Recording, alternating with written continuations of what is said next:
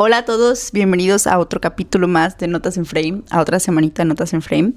Quedamos un poco retrasados aquí en YouTube, pero les prometo que creo que vale la pena. El día de hoy va a ser un reto, porque sinceramente cuando fui a ver esta película al cine no sabía ni siquiera si valdría la pena hacer un episodio al respecto. Pero la verdad es que me llevé una grata sorpresa, porque reitero la importancia de la música y de contemplar el producto cinematográfico como una articulación de sus partes. Porque por más mínimo que creamos que es la música, realmente no lo es. Les estoy hablando del caso de La hermanastra fea.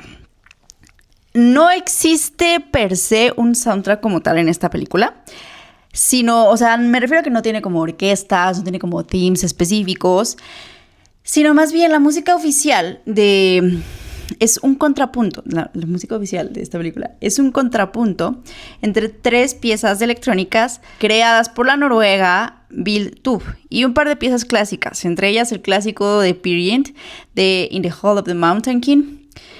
Ya saben, es buenísima, si no la conocen, vayan. Pero bueno, me parece una jugada sumamente interesante porque podemos rescatar varias cosas de este movimiento.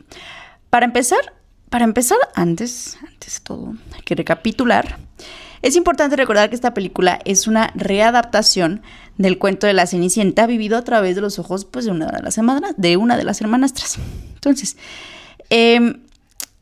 ya sabemos todo esto, es lo que todo el mundo dice cuando habla de esta película y bla, bla, bla, bla, bla, bla. Entonces, bueno, colocados en este contexto, nos lleva más o menos al siglo XVII-XIX de una Europa preindustrial jerárquica, patriarcal y religiosa moralista.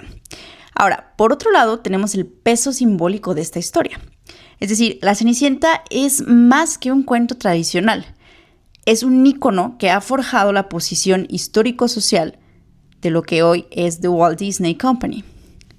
Es quizá temerario de mi parte, pero es que creo que hay pocos individuos en este mundo realmente que no asocien este cuento, de los activos en el consumo de productos culturales, porque recordemos que vivimos en unos tiempos que no nos vamos a poner a profundizar ahí, pero no hay individuo que no vincule este cuento con esta compañía, con Walt Disney, ¿no? Entonces, una vez con estos elementos planteados, podríamos esperar una música que acompañe de manera tenue, quizá tradicional, ¿no? Inclusive un poquito con el estilo de la película de terror de Weapons, de la que hablamos hace un par de semanas. Pero entonces encontramos el tercer factor de la ecuación, que es justamente este género de terror.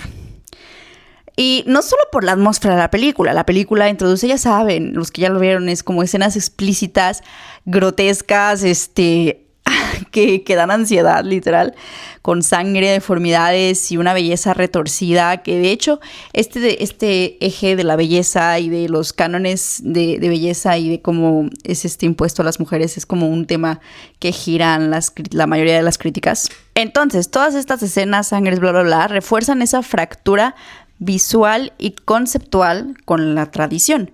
Entonces, de la misma manera, la banda sonora opta por la electrónica en lugar de orquesta. De la misma forma, entonces, pues es algo que rompe, que nos irrumpe, que nos dice, wow, espérate. Entonces, el optar por la electrónica en lugar de la orquesta hace que esto sea una materia sonora pulsante, visceral y carnal que vibra con las imágenes y amplifica la ruptura. Entonces la música no acompaña como adorno, como siempre. Aquí sabemos que eso nunca pasa. Más bien lo tensa y lo subvierte. En previos episodios, como ya les estaba contando, cuando hablamos de Weapons, planteamos la fuerza de la música como brújula espacial. En este caso, si bien ambos entran en la categoría de terror, la música constituye un recurso distinto y esto es bien interesante. La música aquí es contrapunto y pugna. ¿Cómo así? Pues creo que la música viene a fortalecer la ruptura a la que invita esta película. Una fractura en lo más profundo de una concepción histórica y colectiva, sedimentada y tradicionalista alrededor de no solo un cuento clásico. Porque seamos honestos, ¿quién puede decir, sí, es tan clásico, mi abuelo me la contaba? O sea, no. Ha sido, más bien, resultado de un transporte histórico y cultural, sobre todo de una compañía con un poder indiscutible a nivel político y económico. Y no solo fractura esto, sino que la propia experiencia del cine tal cual. Esta película es de plano, ¡pum!, te explota la tacha, te lo juro que sí, está muy cabrón. Entonces, a esto me refiero con esto último. Cuando salía del cine me acuerdo que hablaba con mi papá, porque es con quien usualmente voy al cine, tengo la fortuna de ir con él, con mi papá, es mi acompañante favorito. Hablaba sobre la frase esta de César Cruz, esa que dice: el arte debe consolar al perturbado y perturbar al cómodo. La música, en La hermanastra fea, es un recurso planteado como contrapunto histórico y emocional que dibuja una nueva estética. Ojo, estética. Vamos a hablar después de este concepto de estética, porque no tiene nada que ver con estética de, ay, sí, el lipstick, ay, sí, No, estética es otro concepto y luego vamos a hablar de eso. Entonces, dibuja una nueva estética sobre la historia de la Cenicienta. La música funciona como recurso instituyente, es decir, como fuerza creativa capaz de instituir nuevas significaciones y que crea un nuevo mundo en donde la Cenicienta, que usualmente es el dispositivo central, ya no es centro, sino una periferia, y en donde los márgenes tradicionales pasan de ser antagonismo a ser mirada que reconstruye y desestabiliza imaginarios. La música nos obliga a escuchar la historia de otra manera y a cuestionar nuestras lógicas.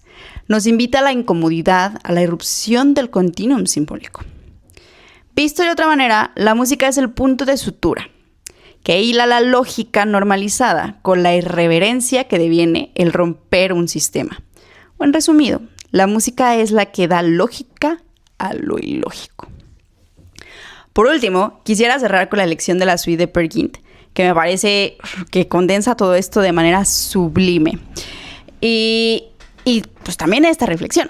Entonces, esta pieza de Peer Gynt fue escrita en 1875 para la obra Peer Gynt del dramaturgo noruego Henrik Ibsen, por el compositor Edvard Grieg, que a todo el mundo conoce. Espero que todo el mundo conozca.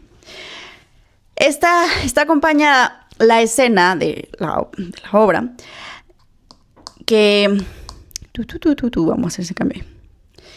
Esta acompaña la escena donde el protagonista de la historia es capturado por troles del rey, y quienes han escuchado la música van a recordar estos detalles con mucha facilidad. Y si no, vayan a escucharlo porque es de las clásicas. O sea, yo creo que si no estás en el mundo de la música clásica, estoy segura que lo vas a reconocer. Porque ha aparecido en múltiples películas, apareció en The Social Network, apareció en la famosa Fantasía. Pero bueno, la obra comienza con registros graves, mayormente por fagot, y en volúmenes suaves. En su trayecto, la música hace escalada a registros más agudos. Se introducen los alientos y las cuerdas. Sus ritmos se aceleran, hay crescendos. La velocidad y la acumulación de colores instrumentales lo convierte en una caótica persecución. Cúspide del vértigo alrededor de lo desconocido y la locura de desmembrar la comodidad. El posicionarnos frente al colapso. Colapso de nuestros sistemas, de nuestras creencias. Y enfrentarse a eso suena así. Quizá por eso esta pieza es colocada en la escena clímax de la película, en donde esto llega a un punto de quiebre. ¿Cómo? Ese cómo es decisión de nosotros, pero me gusta pensar que como una oportunidad que nace gracias a esa incómoda sutura que genera la música. ¿En qué otras historias clásicas creen que la música podría subvertir la tradición mediante la incomodidad? Visto así, el género de terror se vuelve bastante interesante porque si bien nos lleva a una vulnerabilidad, es a través de esta que se deconstruye, pero a comparación de Weapons, es fácil ver que existen diferentes ángulos de aplicar la música en el terror. O sea, la música en el terror, si bien es muy relegada a pensar que ni siquiera existe, realmente es muy poderosa porque se puede usar desde varios ángulos. Entonces, yo creo que los ángulos de aplicación de la música en este género se vuelven muy potentes porque reflejan una intención desde la toma de decisiones de la producción y pues construyen los productos que consumimos, como siempre lo digo, ya saben. La sensación que hay detrás, inclusive, de lo que es cada género. Entonces, ¿qué terror prefieren ustedes? O habrá que ver cómo se empieza a implementar en otras películas, en otras producciones de terror. ¿No creen? Entonces, bueno, así llegamos al final de esta capsulita de esta semana. Espero, si vayan a ver la película, claro que sí, yo sí la volvería a ver, la verdad. Aunque es un poco incómoda, pero está muy guay. Es tensa obviamente la tradición. Entonces, bueno, eso es todo por hoy. Recuerden inscribirse, suscribirse al canal de YouTube o escuchar el podcast si no tienen tiempo de ver video o si prefieren otras plataformas por Spotify y seguir la conversación en las diferentes redes sociales. Chao.